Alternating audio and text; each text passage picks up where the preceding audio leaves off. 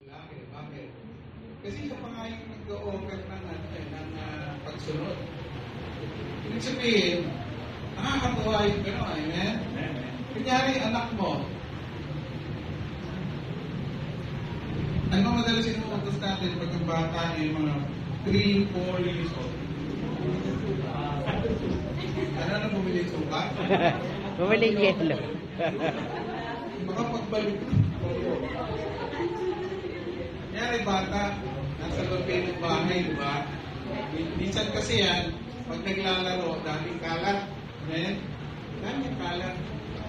Kunyari, si Cloud. Cloud, tigpitin mo ha. Matutuwa ka ba? Ha? Ano nga sabihin mo? Di na ka tayo pipilit. Tama? So is with God. Pag ang Diyos natin, nakita, hindi ka masunurin. Sa next generation ng buhay mo, may mangyayari na hindi mo gusto. Ano yan? So, hindi niya agad hindi agad nag-uusga.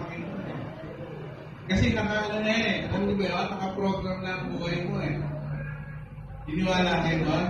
Ang buhay natin naka-programa na. Sa mga test, ganito gagawin mo, mag-tunis, yan. Kaya pag iniba mo yung impact mo, ikaw din ang mag-uusga. Why?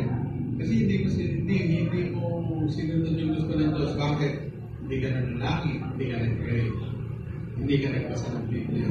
So, sabi niyo rito, obedience is not just given to God, it is also given to those who are chosen by God to lead us. So, nasabi natin, maging masunurin, hindi lang sa bahay. Saan pa?